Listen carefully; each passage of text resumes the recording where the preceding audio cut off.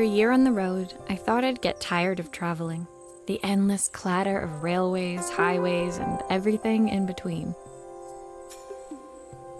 But as my train pulled into the station at Bellariva, I felt every bit as excited as the first day of my journey. A whole year. It felt like a lifetime. The places I'd seen, the people I'd met, of course, the forgotten treasures I'd given a new lease of life along the way. I'm a restorer by trade. Bringing our most beloved possessions back to life is what I love to do. I'd been traveling for months, working my way from one town to the next, fixing everything from family heirlooms to VCRs. Bellariva was my chance to take a break. Unfortunately, that would have to wait until after I'd unpacked.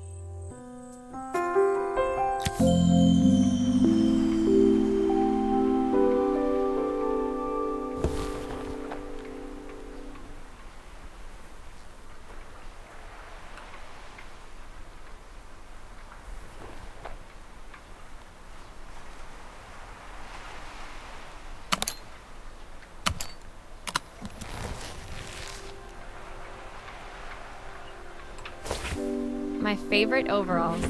These will never go out of style. The tools of my trade. No hope of restoring things without these.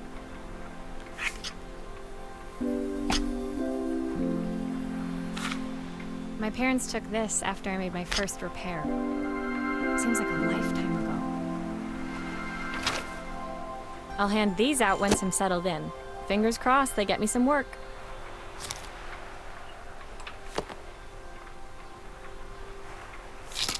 I picked up these sunglasses on my last stop. Hopefully I'm cool enough to pull them off. I saw a guitarist wearing these at a show once. Rock and roll repair woman, at your service.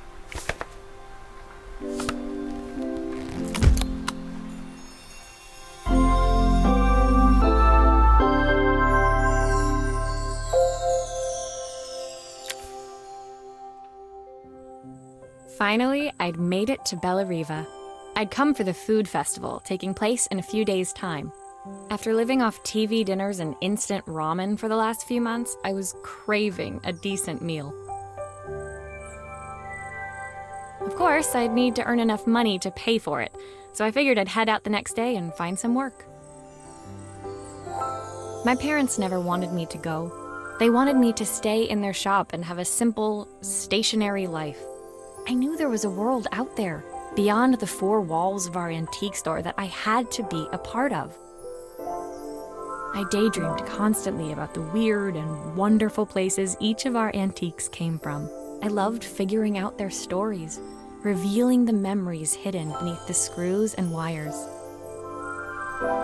My story in Bellariva began with a little girl, and a voice she was longing to hear.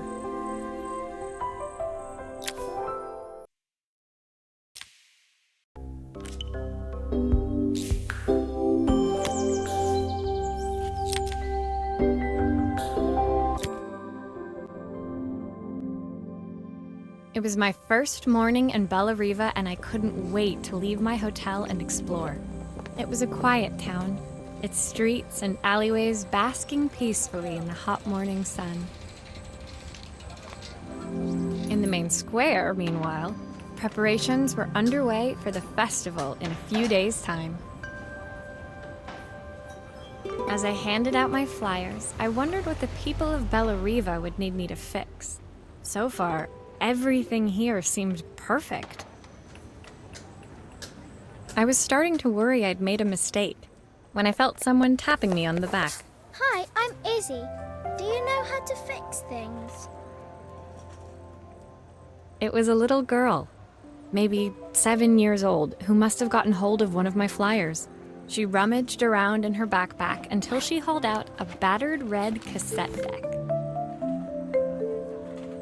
My tape is broken and I can't make it work anymore. I tried to fix it myself, but there's this metal thing in the way. Can you try?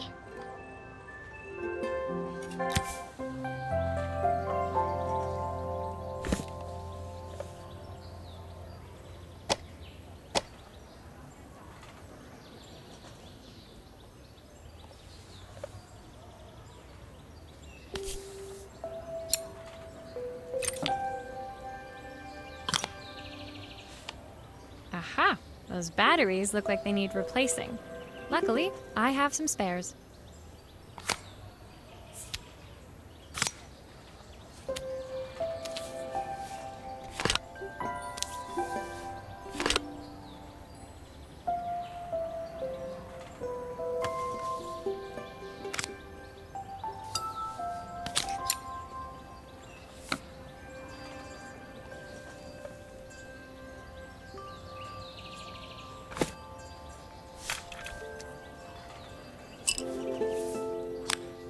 Why did you do that?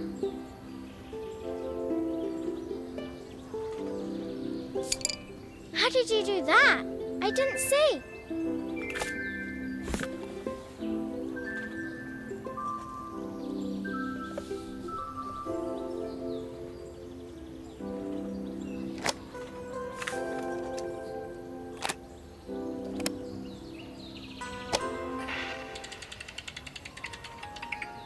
Will you dream a dream for me? If I sit by your side and hold you so tight, know that I will always love you, even though we both know that we must say goodnight. Good night, my darling. When it finished, Izzy picked up the tape deck and tucked it carefully into her backpack. Thanks, Maria. You're the best person at fixing things ever. No problem. Who was that singing? They're very good. It's my mum. She's not here anymore. Izzy trailed off. It was the kind of silence a cassette tape would never be enough to fill. When Izzy's friends called for her, she dug deep into her pockets, looking for something to pay me with. Eventually, she produced a grand total of a stick of gum, 3 mismatched buttons, and a yo-yo. I usually preferred a check, but Izzy looked so serious, I wrote out a full receipt. She seemed like a happy kid, but beneath it all, part of her life had been shattered. The part I wouldn't be able to fix.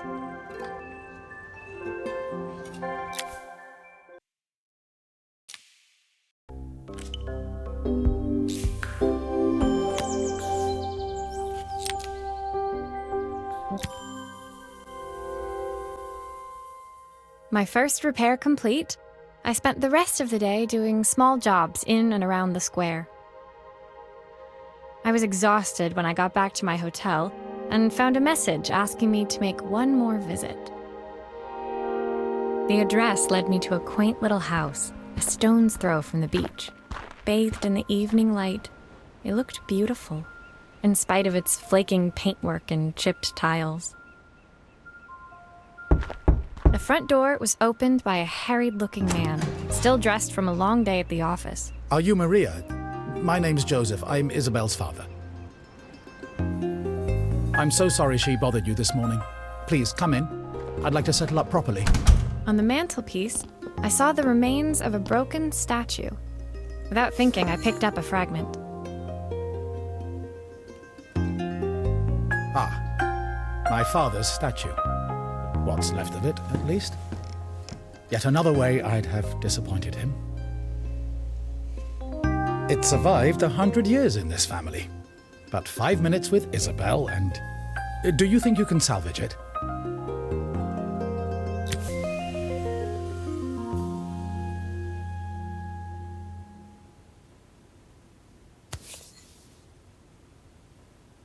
Will you be able to see the glue afterwards? I don't want people seeing the cracks.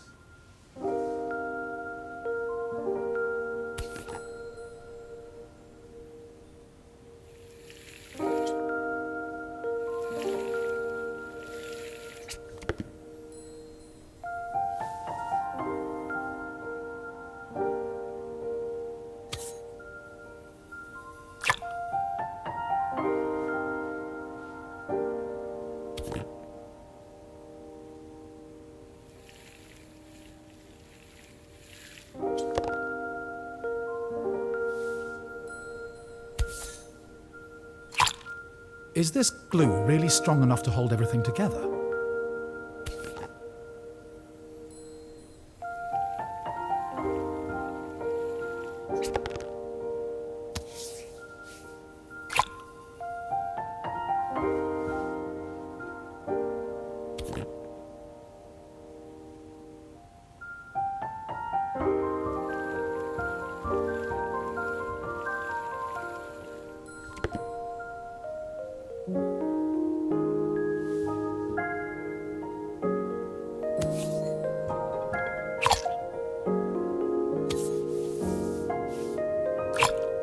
Sometimes I think my daughter should come with a warning label.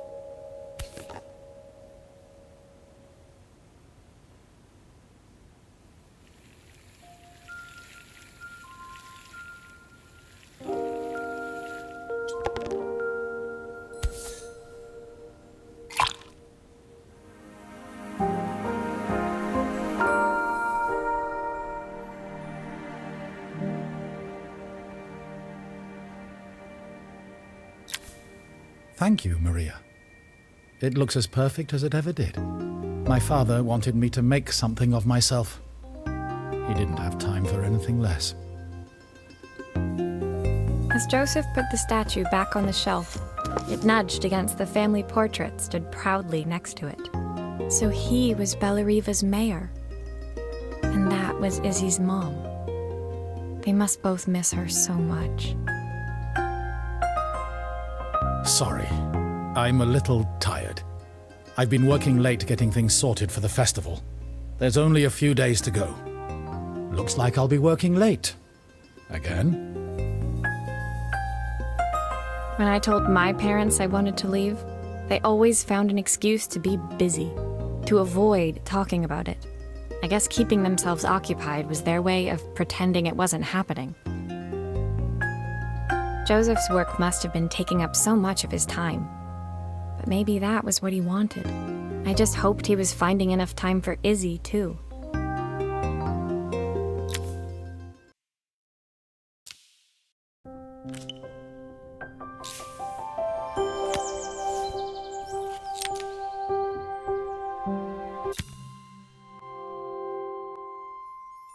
My second day in Bellariva dawned bright and clear.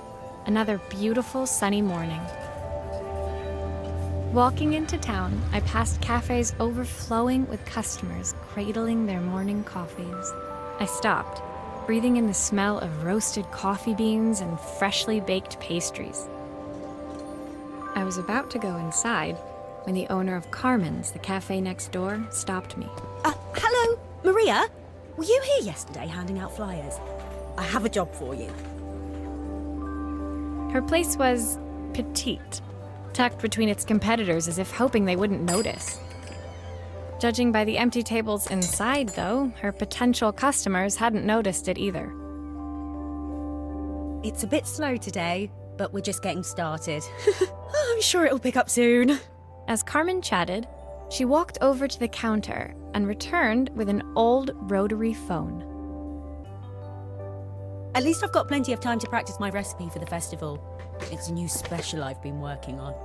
I was hoping to call my sister for some, seasoning tips, but it won't connect.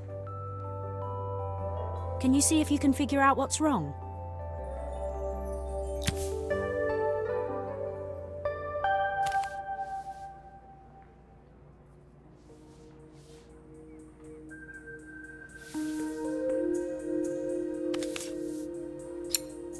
Obviously, we'd normally be much busier than this.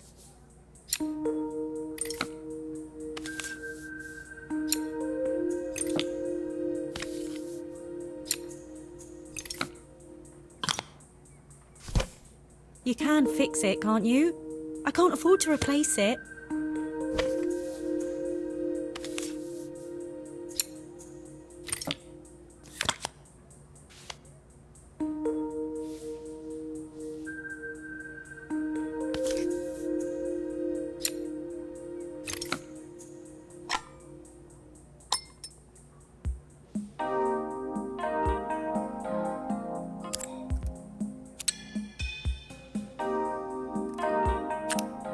These connections aren't quite right. I should check the wiring.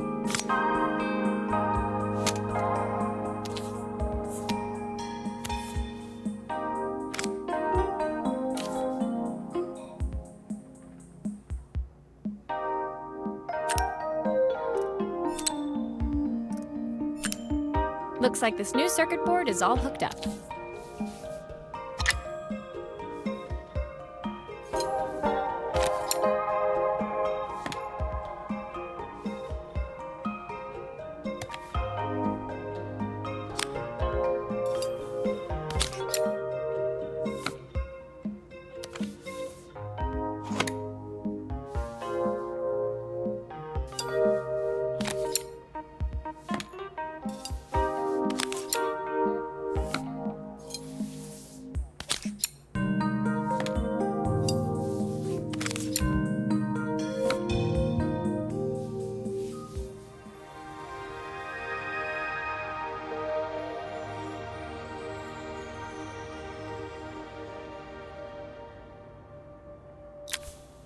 When I handed the phone back to Carmen, she seemed almost reluctant to take it from me. So it's all working now, is it? I don't have to leave it to dry or let it cool down? Nope, it's ready to go. It'll be ringing off the hook in no time. That's if I can pay my phone bill, anyway. And the rent, and the suppliers. Anyway, take a seat and I'll be right with you. Your coffee's on the house. I sat at one of the empty tables, while at the counter, Carmen had started dialing the phone. Hello? How's my favourite sister doing today? As she talked, Carmen became more and more tense. This didn't seem like a call for some cooking advice. I know I still owe you from last time, but I can't afford to take part in the festival if I don't pay. I could almost feel the eye roll at the other end of the line. You don't need to be here, though. Can't you just put the check in the post? When the call ended, Carmen brought me my coffee, her hands trembling. Sorry about that. My sister's decided to fly in for a visit. Oh God, I have to get ready. Actually, I might have another job for you. Can you come by tomorrow?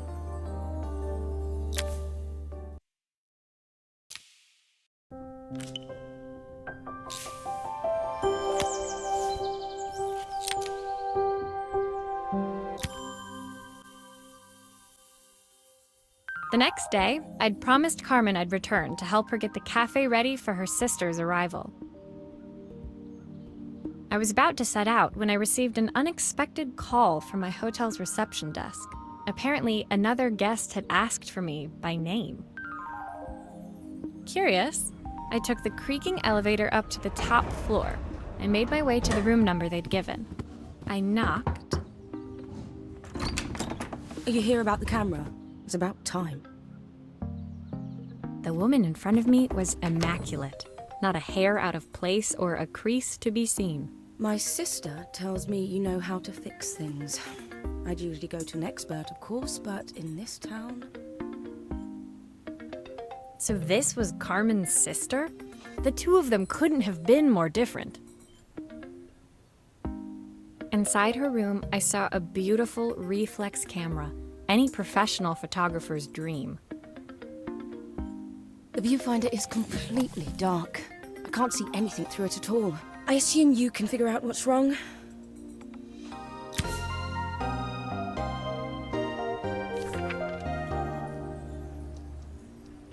You need the manual.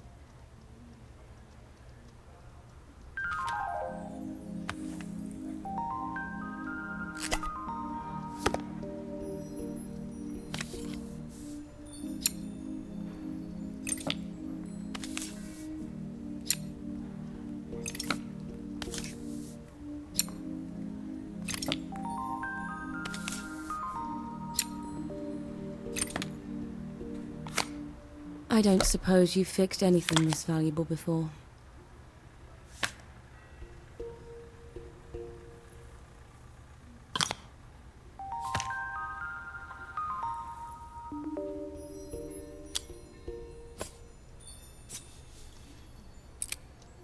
If I use the screwdriver, I could adjust the angle of the mirror.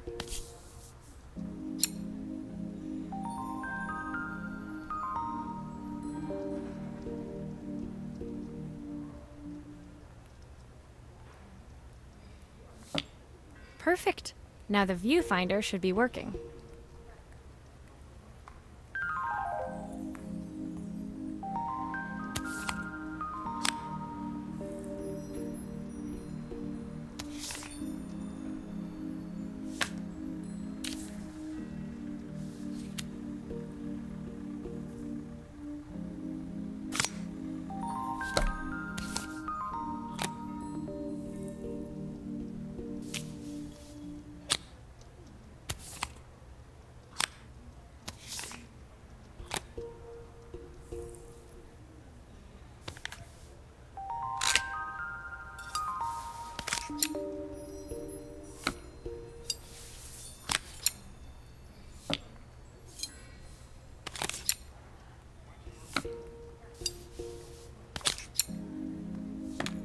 I should make sure I screw everything back together.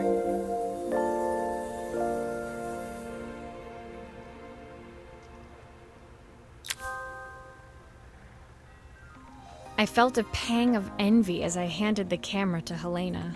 I put my disposable to shame. I picked it up on my first trip to Paris. It's a 1958 limited edition, the first of its kind. It cost me 3 months' salary, but it was worth it. I had no idea what 3 months' salary meant to Helena, but I was pretty sure it was more than I could afford. It was strange, really, that we were even staying in the same hotel. I'd picked this place because it was cheap and cheerful, but surely she could afford somewhere better? She took some test shots, fiddling with the camera settings until she was absolutely satisfied. This work is immaculate. At least there's one person in this town who knows what they're doing. Sending you to me might be the first thing Carmen's actually gotten right. I wondered why Helena had bothered coming if she thought so little of her sister. I hear nothing from her for weeks, and then when she finally does call me, all she wants is money. If she thinks I'm lending her another penny, she'll have to convince me it's not a total waste of time.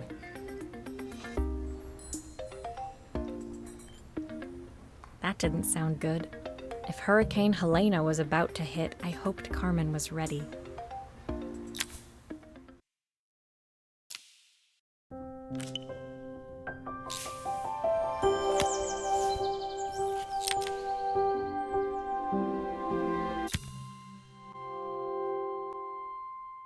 The sun was setting over Bellariva by the time I reached Carmen's cafe. From the outside, it looked as quiet as ever, but inside, I found Carmen cleaning like her life depended on it. Maria! Oh, don't mind all of this. If Helena finds one speck of dust in here, I'll never hear the end of it. Carmen seemed pleased to see me, but I sensed the fidgeting tension beneath each sweep of her mop. Trying to live up to the standards of someone like Helena seemed like an impossible task. I hope you didn't mind fixing the camera for her. She was furious when it broke. I really need this to go well. If she doesn't lend me the money, I don't know how long I can keep this place going. Carmen led me to a back room, where she'd laid out the components of what looked like a neon sign. I had this made when I first opened the cafe, but I'm hopeless with electronics. So there was supposed to be a sign outside. This might explain the lack of customers. I'd like to put it up before Helena gets here. Can you give it a try?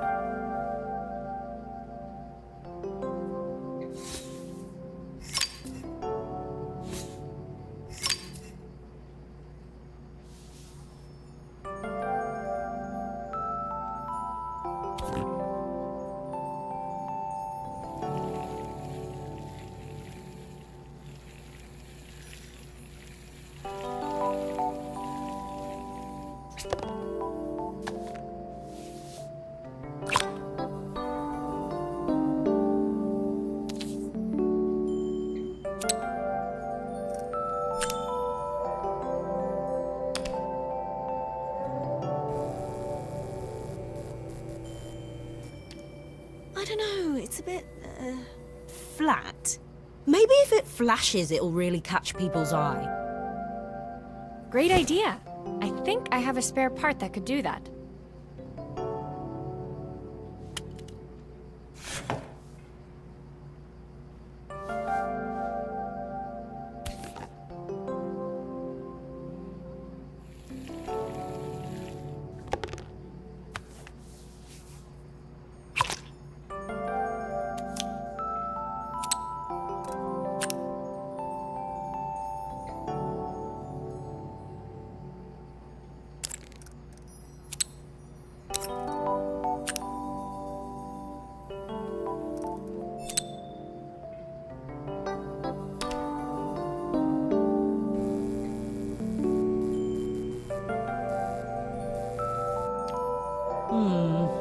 It still needs something else.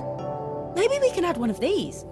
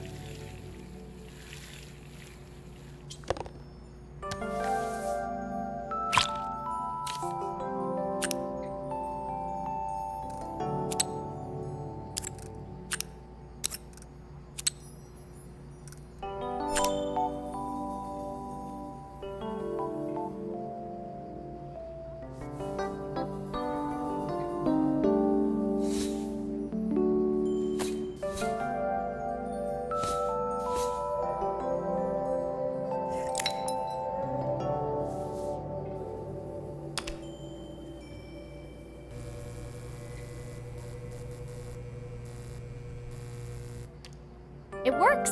I'll screw everything together again and you'll be set.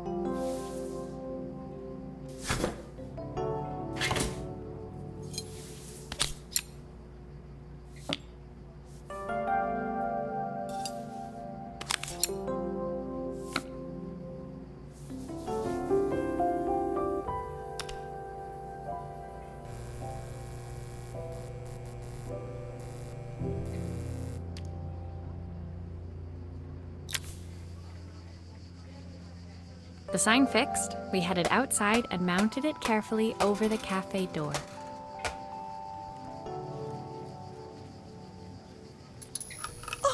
That's perfect, Maria. It looks just how I imagined it. When I had this sign made, it all seemed so simple. Oh, I can't believe I might have to give it all up. I hope I've done enough. The smile froze on her face as she spotted something over my shoulder. I turned to see.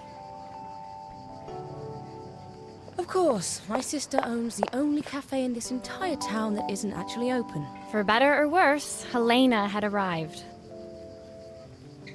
Carmen opened her mouth to explain, but Helena swept indifferently past her.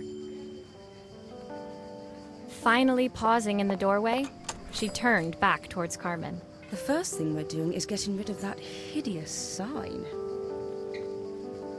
And with that, she disappeared inside. I hoped Carmen's chances of saving the cafe hadn't disappeared with her.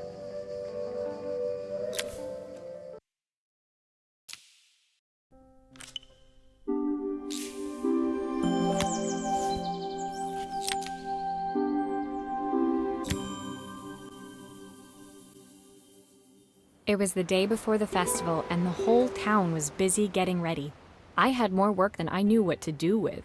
When Joseph called with another job, I was craving the cool quiet of his and Izzy's seafront house. I'd barely reached their front door when I heard someone calling me. Psst. Maria, I need your help. Quickly, it's top secret.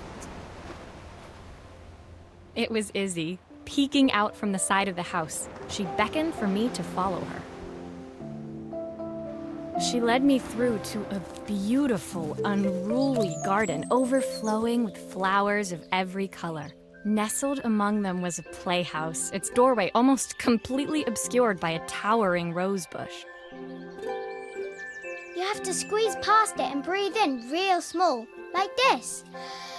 Izzy took in a big gulp of air and crawled through the gap and into the playhouse. I hadn't planned on crawling in the dirt today, but the life of a repairwoman never did run smooth. On the table inside, there was an electronic toy. Not exactly the usual stock in my parents' antique shop. I had an accident. I didn't do it on purpose or anything, but it won't turn on anymore. Can you fix it for me?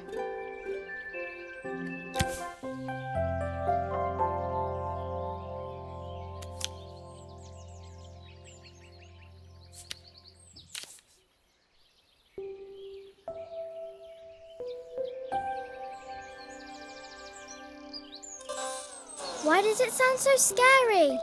It wasn't like that before.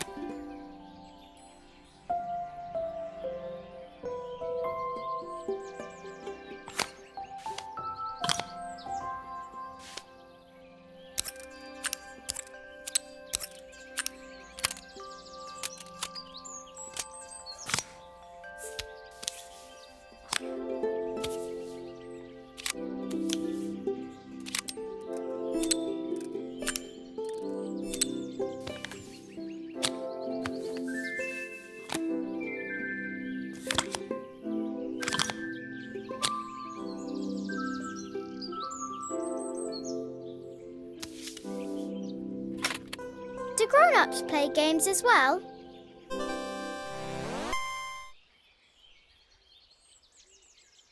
Can you show me how to play? I tried before, but it was so hard.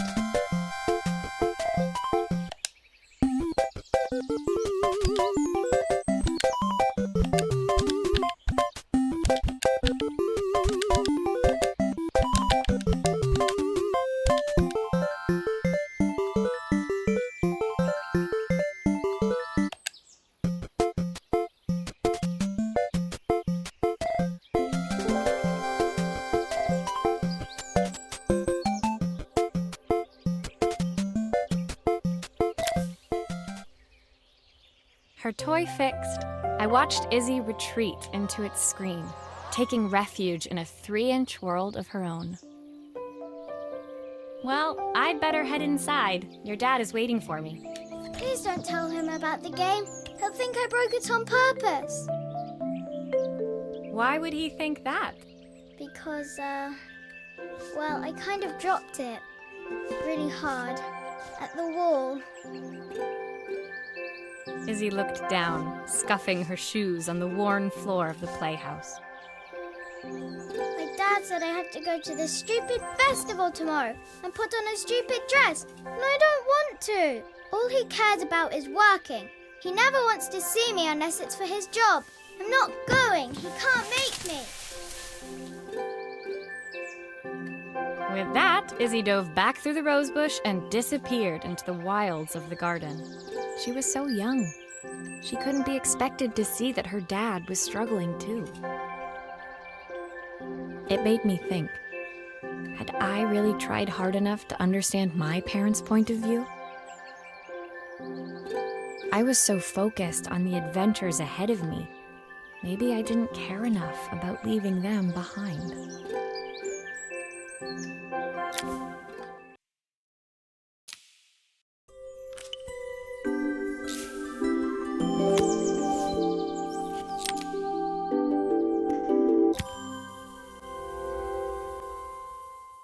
Leaving Izzy hiding in the garden, I walked around to the front of the house and rang the doorbell. It was only then I noticed my favorite overalls covered in grass stains. I scrubbed desperately, but it was too late. Maria, what are you doing? What happened to your clothes? I was, repairing a lawnmower. How unusual. Well, do come in. The job I've got for you is a little more delicate. Totally embarrassed, I walked into an orderly room filled with papers and ledgers. So this was his office. You must be so busy getting ready for the festival. Are you looking forward to it? Of course. It's traditional for the mayor to judge food from every cafe and restaurant in town. I'll be declaring the best chef in Bella Riva by this time tomorrow. Speaking of which... He unclipped the watch from his wrist and very carefully handed it to me. I'll have a tight schedule to follow, but my watch stopped working a while ago. Could you see if you can make it tick again?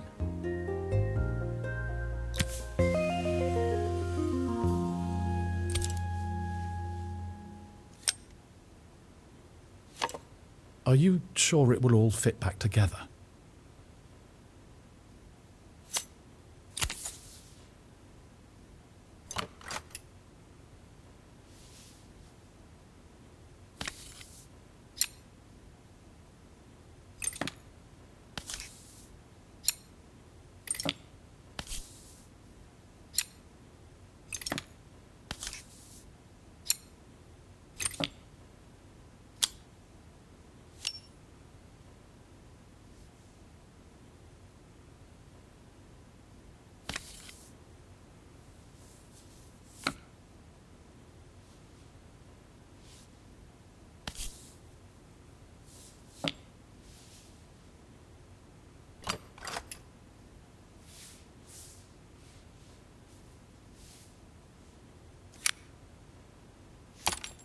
Ah, the main plate has completely cracked. I'll need to replace it.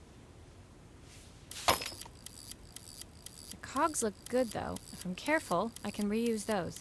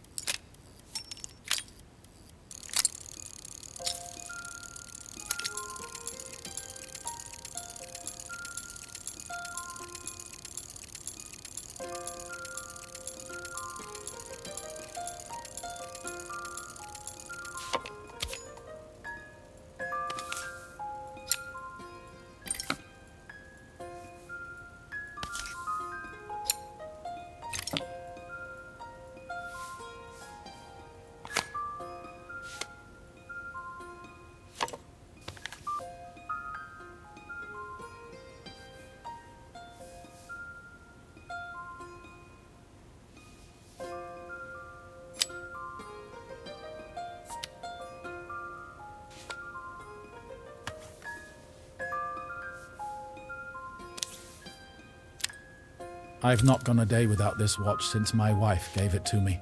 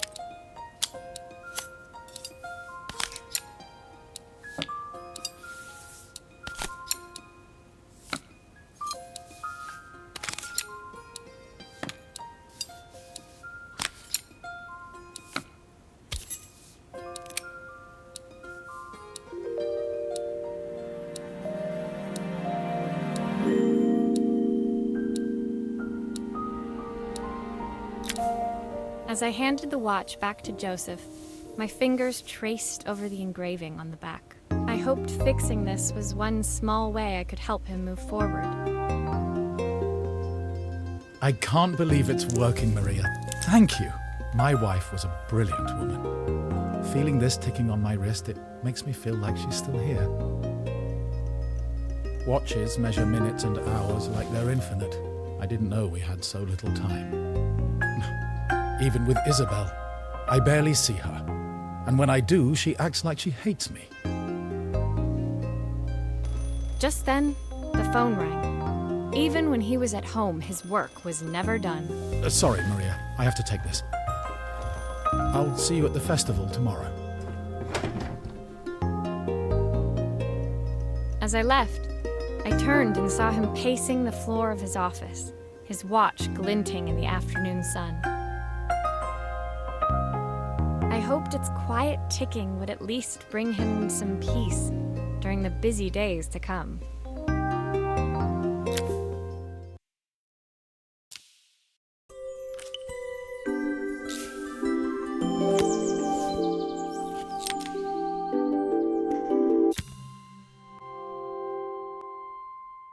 When my last job of the day brought me to Carmen's apartment, the door was opened by someone I didn't expect to see, Helena. Sorry for inflicting this mess on you. Carmen's never seen a knick-knack she doesn't want to buy, apparently. Carmen's apartment was a little chaotic, but totally charming. It was easy to imagine her living in a place like this. It definitely wasn't Helena's style. She seemed more upmarket than flea market. I wondered why she was even here. We're having a clear-out, or at least I am. Carmen's not helping, as usual. There's a market at the festival tomorrow. I'm selling some of these things to make her some money. She says she has nothing when there's all this stuff right under her nose. Helena stepped delicately past the items on the floor and reached down to pick up one from the pile. Look at this slide projector. Our parents treasured it, but Carmen treats it like a piece of junk. Can you take a look?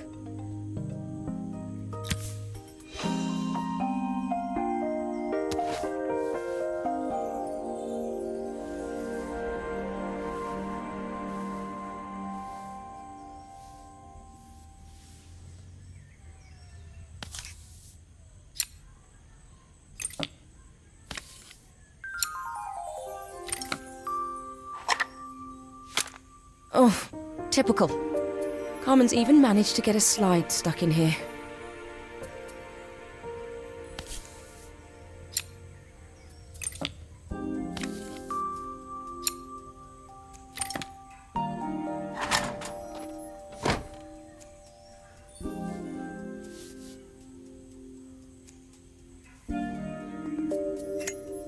That light bulb is completely smashed.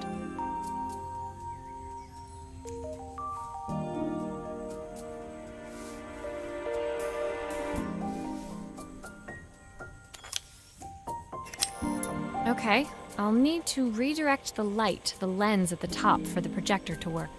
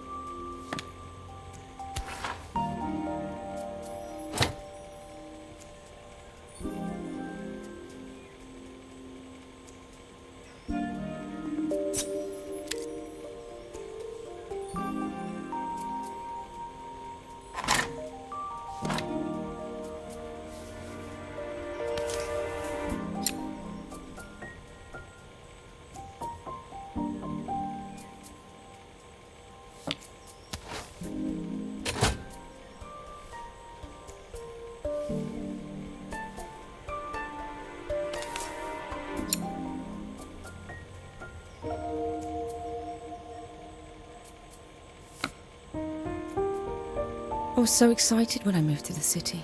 Carmen, she looks so sad.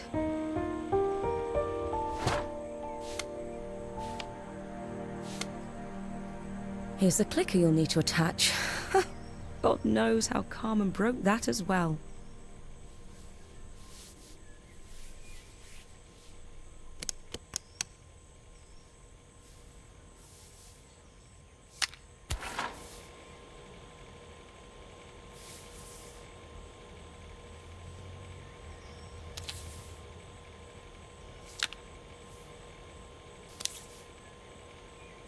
Still a few parts missing.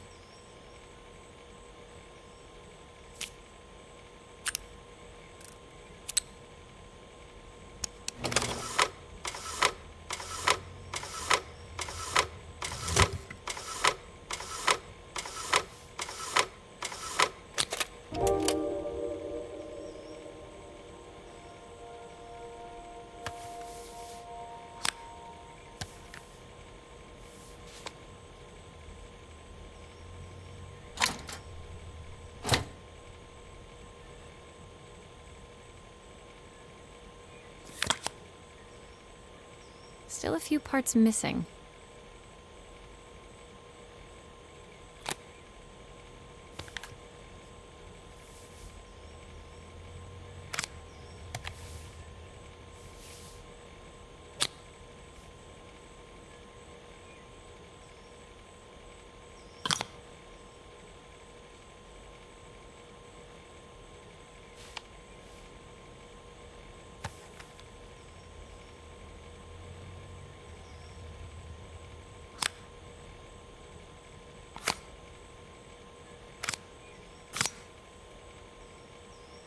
There's still a part I need to attach. Where does it go?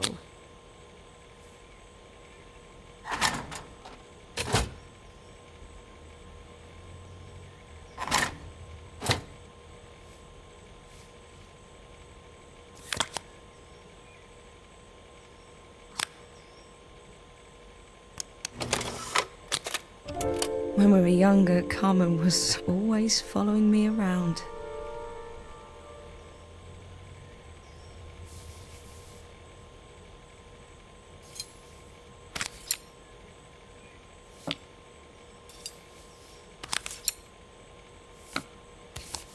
There's still a part I need to attach. Where does it go?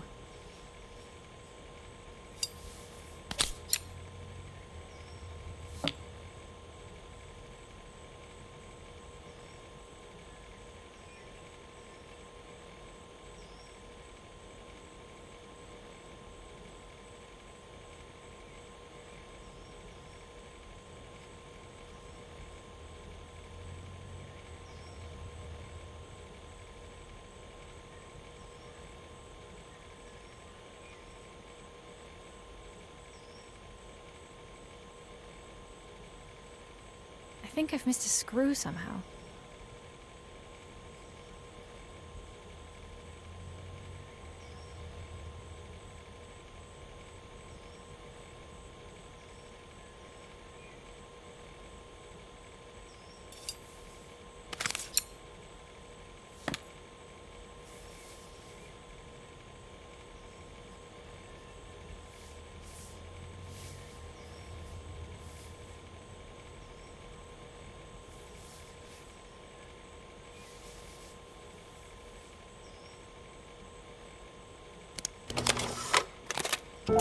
I suppose she looked up to me. A cool older sister.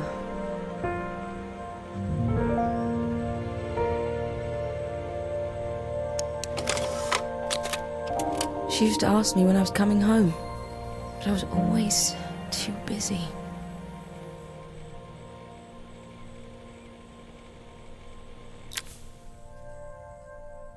Helena was transfixed, staring at the two young sisters the projector had brought glaringly into focus.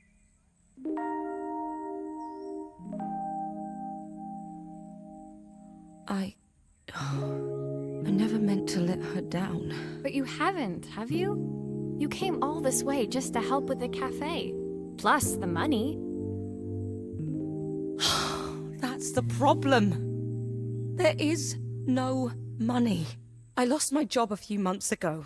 My savings are almost gone. I have nothing. Carmen thinks I'll throw my checkbook at her bad decisions and make them okay. But I can't. Not this time. You know, the funny thing is, I came here wanting to tell her the truth. But she's so infuriating. How can I ask her for help when all she cares about is herself? Helena fell silent, shrinking under the gaze of her younger self, projected onto the wall. We drifted so far apart when I moved away. It felt like the only thing keeping us together was my bank balance. I know I have to tell her the truth. It isn't fair. But I already lost everything else. What if I lose her too?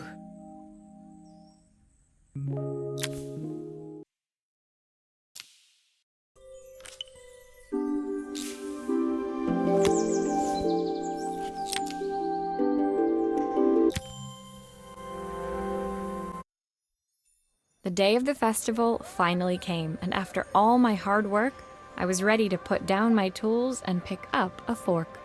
The smell as I entered the main square was incredible. Each stall was selling food even more delicious than the last. The competition would start any minute. Most stall holders were waiting anxiously for the mayor to pay them a visit. All of them, that was, except Carmen, who was still frantically chopping vegetables and stirring pots. Maria! Thank God you're here. Can I ask you the world's biggest favour? Helena was supposed to help me run the stall today, but she never turned up. Probably too ashamed to show her face. I can't believe she lied to me. Carmen was stirring so furiously she was in danger of tipping the pot over altogether. The mayor will be here any minute for the judging, but I'm almost out of my special. She wasn't really going to ask me, was she? Not on my day off. I have a stove ready to build and everything. Can you set it up and make me a spare batch?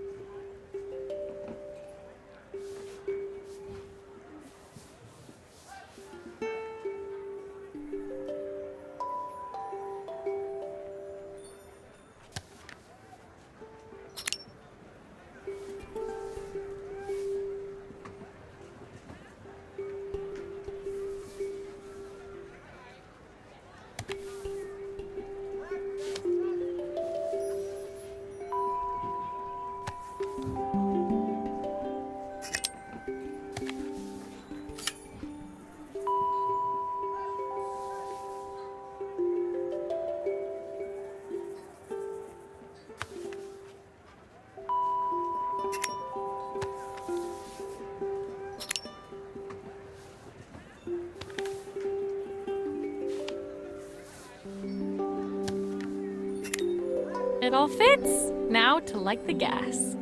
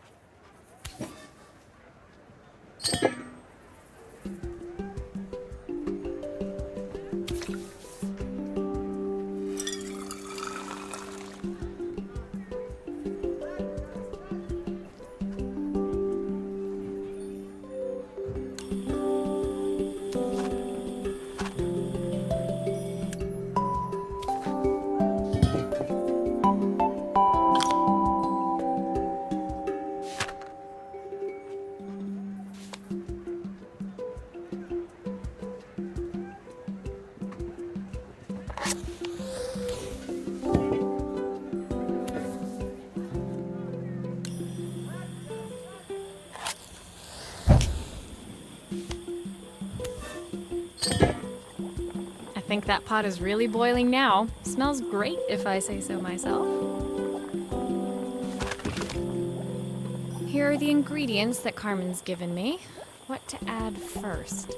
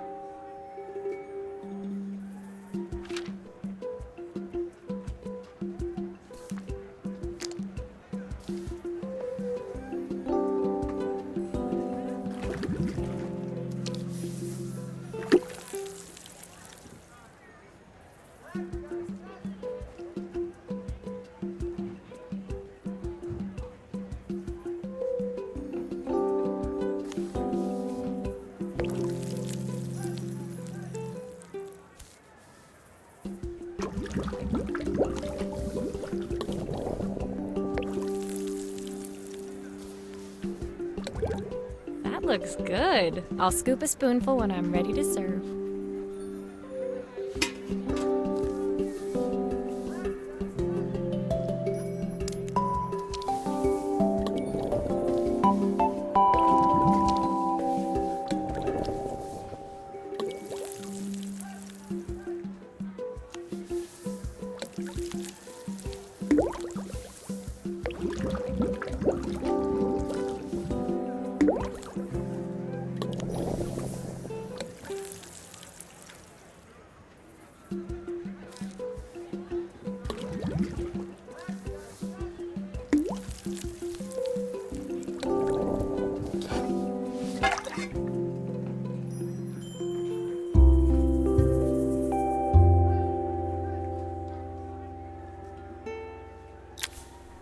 My part done, Carmen took over and added the finishing touches.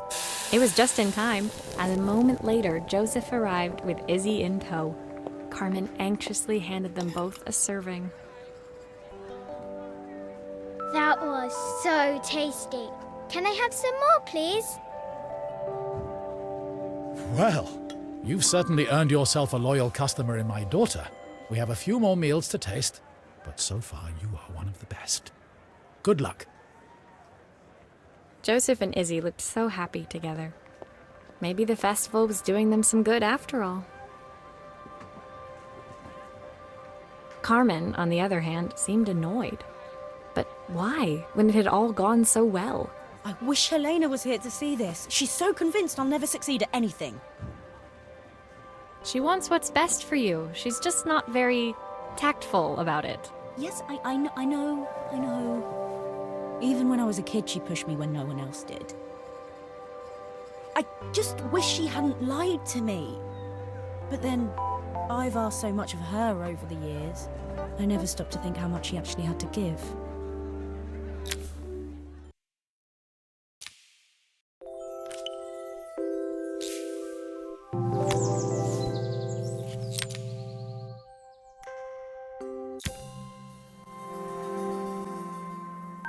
The festival finished, I only had one day left before I had to catch my train and leave Bella Riva behind. I couldn't go without saying goodbye to Carmen. So, that evening, I made my way to the cafe. It was unrecognizable. She'd done it. Best food in Bella Riva. Half the town was outside waiting to see what the fuss was about. Maria! Maria!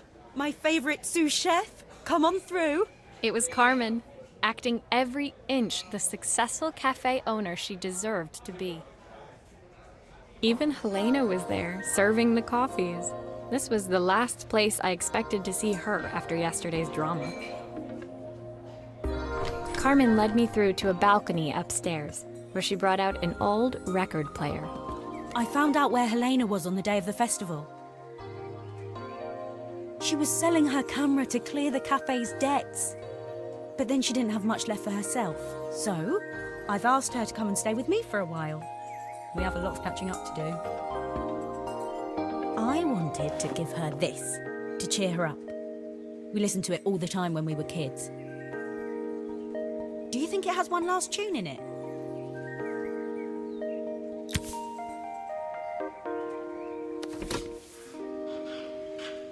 Okay, let's see what happens when we turn this on. The speaker isn't connected properly. I should check the wiring. The speaker isn't connected properly. I should check the wiring.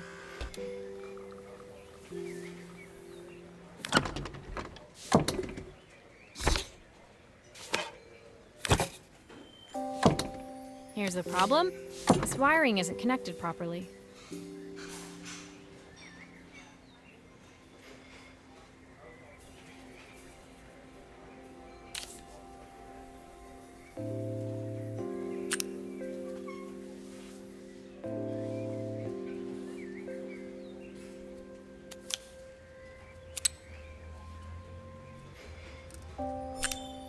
That's the speed dial connected. Now we should be able to change it.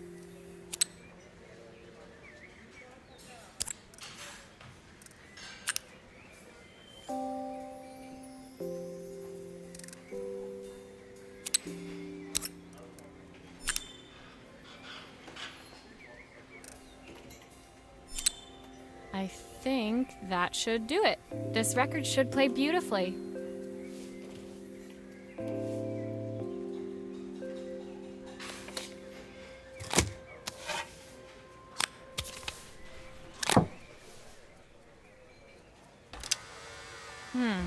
It's spinning the wrong way.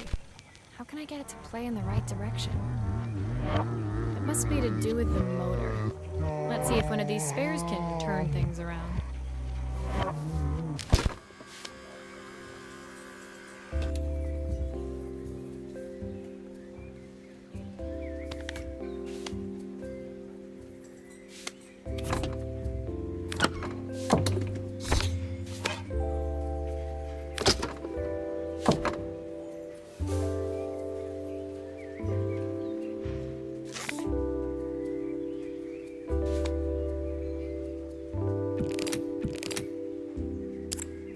If I turn the volume up, I should be able to hear it now.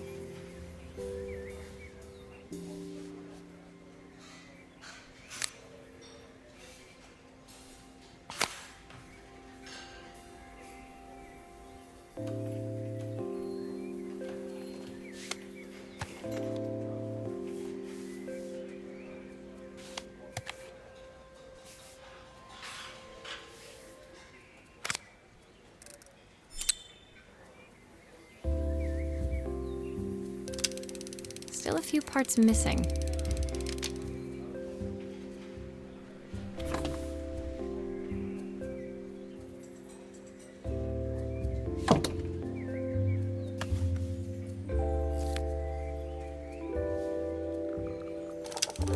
Well, it's playing in the right direction.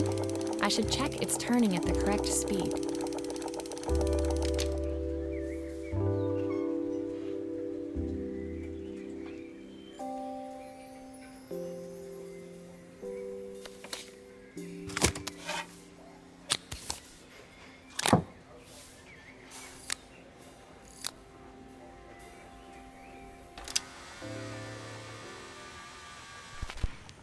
What will remain of these days?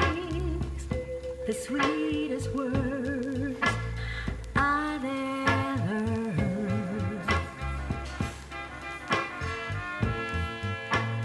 What will remain of the smiles, the ones that stole?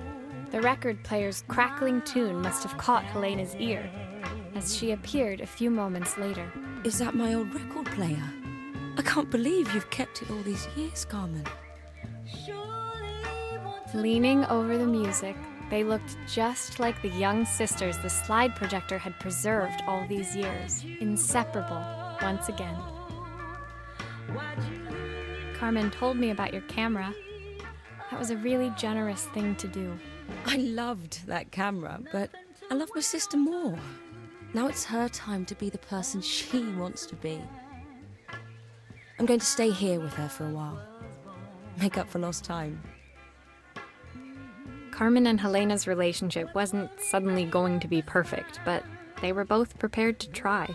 And to think, it had all started because of a call Carmen made about some seasoning tips. I guess in the end, maybe it wasn't so hard to just pick up the phone and dial. I hadn't spoken to my own parents in a year. I wanted to hear their voices more than anything. But the silence between us was so cavernous. I didn't know how I'd ever find the words to bridge it.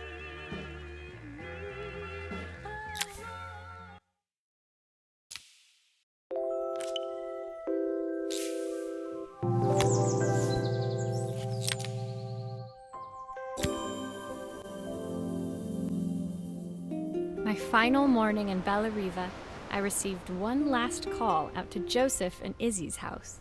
I knew I had to pack, but I figured I could squeeze in one final job before I had to leave.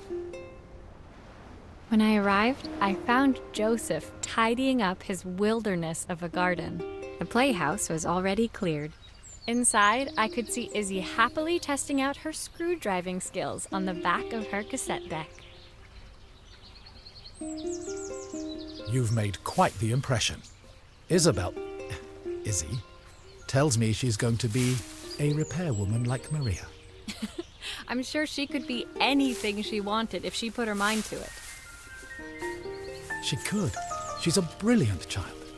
Spending the day with her at the festival, I haven't had so much fun in ages. I wanted to give her something before she starts to forget. Inside, the house was transformed, flooded with light and the sounds of the garden. It felt alive again. This would be my last repair in Bellariva, but it felt like it was the house that had really been restored. It's a music box. It used to play beautifully, but now when I wind it up, nothing happens. I'd love for Izzy to hear it sing again. Can you help?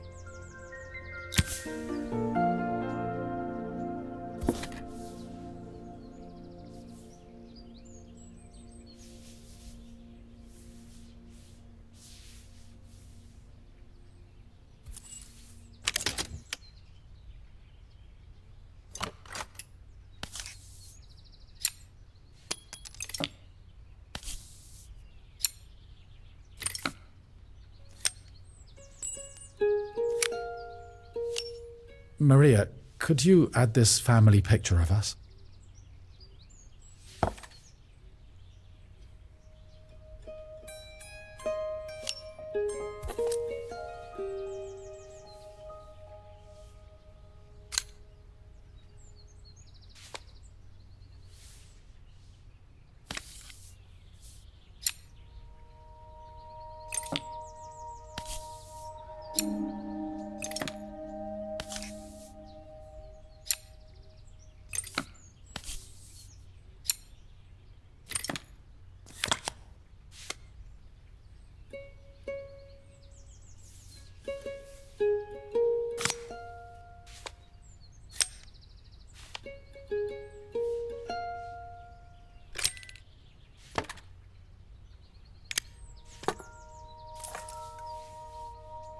This mechanism is completely broken. I'll need to take it all apart before I can fix it.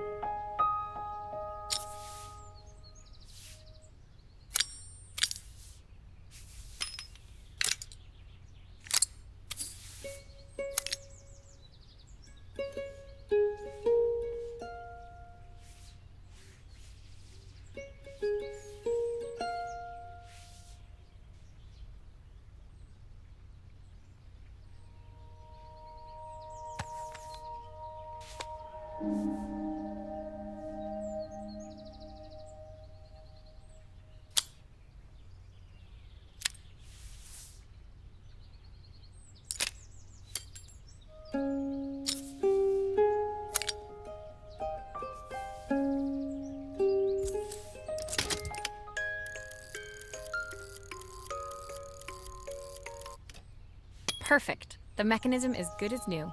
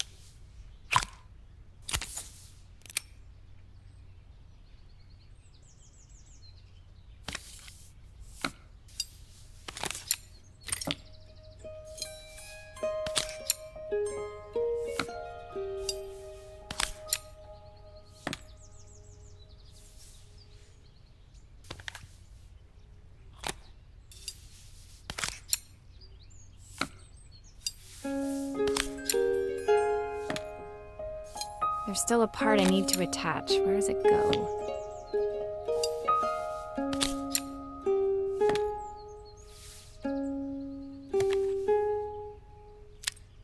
I think that's everything back together again. I should play it to make sure.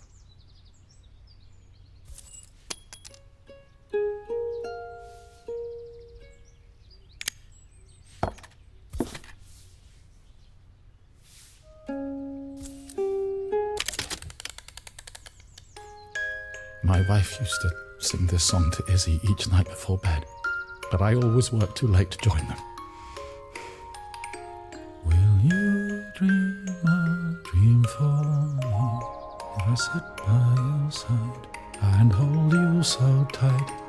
Know that I will always love you, even though we both know that we must say goodnight. I've missed so much already. I want to be the father my wife wanted me to be. I've ended up so much like my own father, working all the time. Izzy needs me more than that, especially now it's just the two of us. My daughter comes first. Well, until she gets bored of her stuffy old dad anyway. I'll never ever get bored of you, Dad. Izzy came running into the room where Joseph scooped her up and onto his shoulders. She gazed at the music box, her eyes shining. I'd never seen her look so happy. Thank you, Maria, for everything. The things you fixed for me. I'm so glad to have them back. Joseph was a good father, and I could tell he was determined to be an even better one. When it came down to it, that was all any of us wanted. A second chance to make something right. My time in Bellariva was almost over, but before I left, I knew there was something of my own I needed to fix.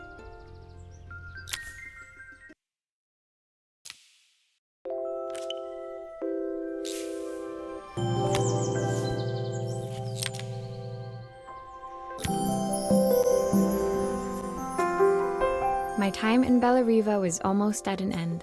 Another chapter finished in a story whose ending I hadn't felt ready to write. The people I'd met, the items I'd restored, they'd taught me so much about what was really important. Pulling out my suitcase from beneath the bed, I remembered the day I stole it from my parents' shop, the day I left. Afterwards, I was too ashamed to call them, to apologize. It was a guilt I'd been carrying around every day since. As I packed, I knew that it was up to me to find a way to lighten the load.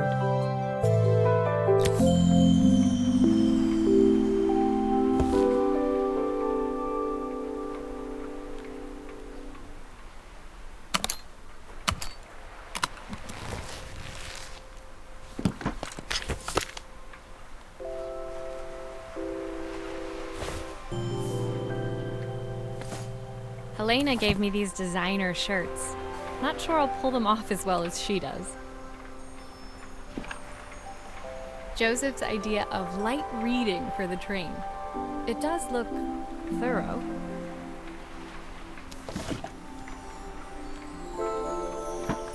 The recipe for Carmen's special. I'm under strict instructions to guard it with my life.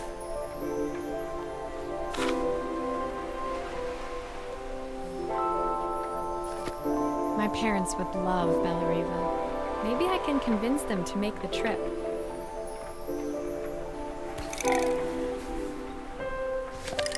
Izzy gave me this in exchange for my repair manual.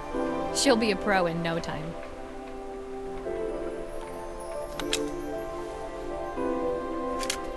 The soundtrack to my travels. I'll be listening to this on the journey.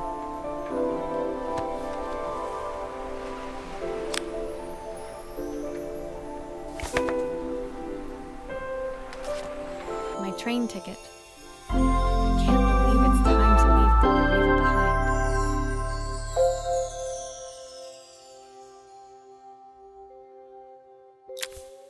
My suitcase was full, but it was my heart that felt heavy as I made my way to the station.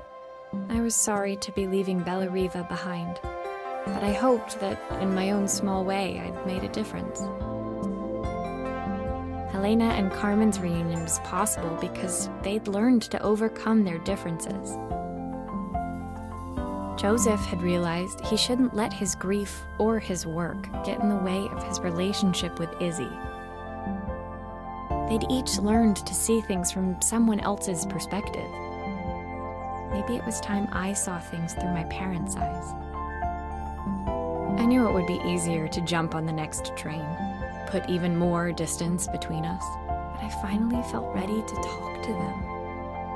I just didn't know if they would feel the same. Did I even remember their number? I wasn't sure until I reached for the phone and it all came flooding back.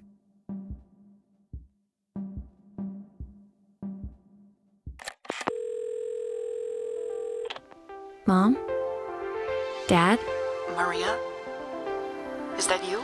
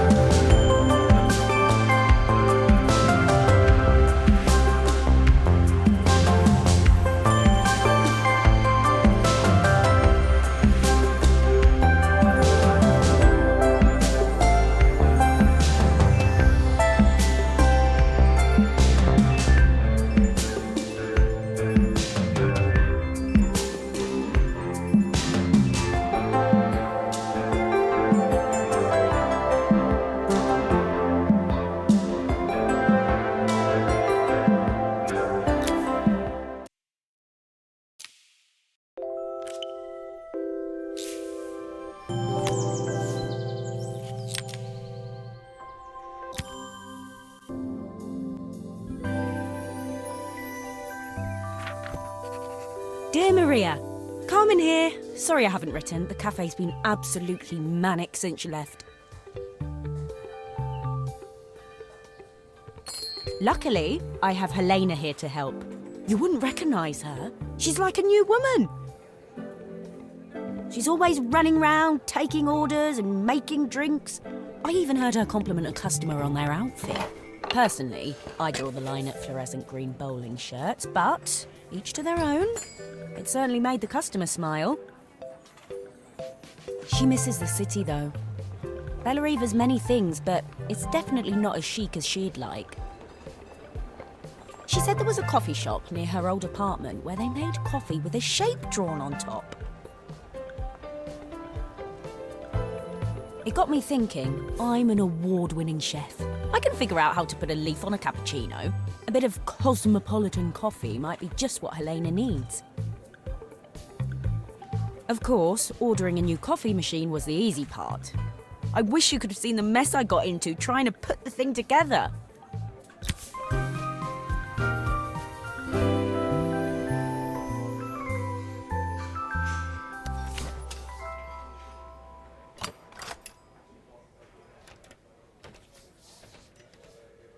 I saw Maria use her screwdriver a million times. Taking this apart will be easy.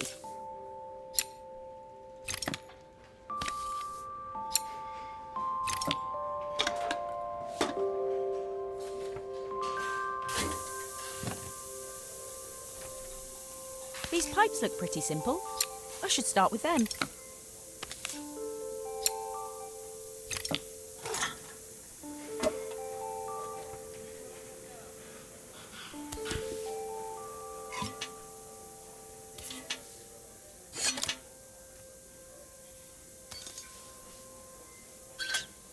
Oh, I wish Maria was here. She'd know how to put these pipes together.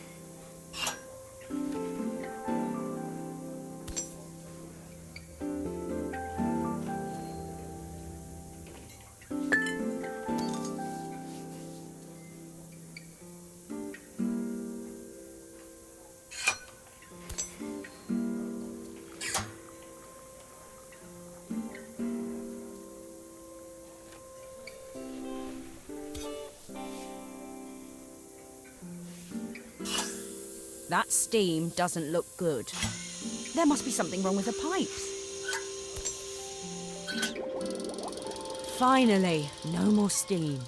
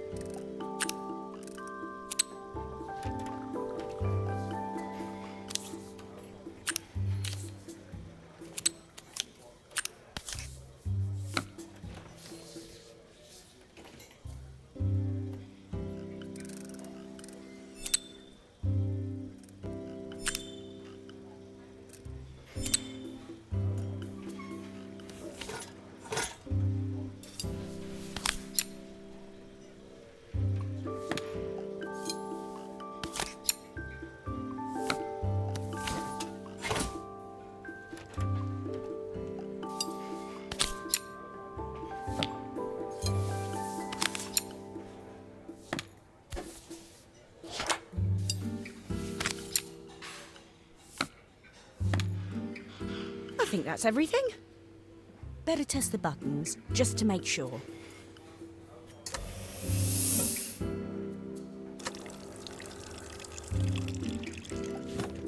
All done. Piece of cake. Time to make my first coffee, I think.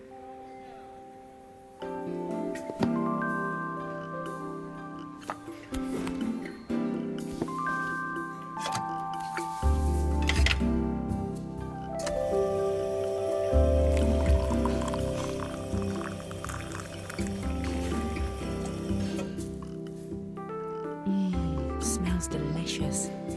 Now to make it look magical.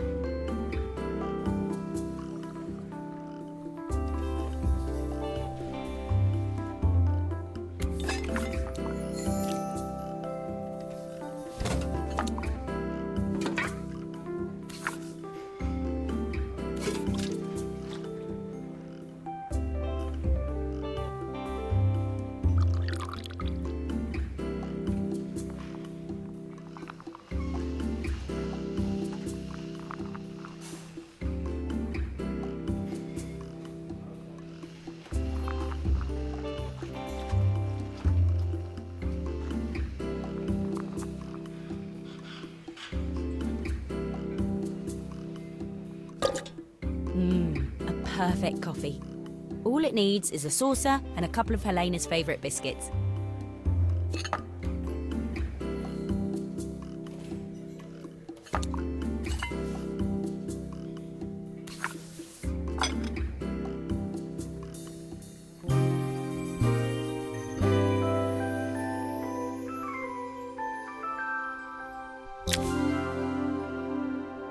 I was feeling more has-been than coffee queen by the time I'd made a drink fit for human consumption. It looked a bit, postmodern, but knowing Helena's refined tastes, I hoped she'd think it was intentional. Always the connoisseur, she didn't even bother to look at it at first. She was so busy wafting it under her nose. Steamed up her glasses, of course. How was she going to see my work of art through an eye full of fog? When she finally spotted it, though, she was totally impressed. I'll admit, she spent several minutes trying to figure out exactly what it was I'd drawn.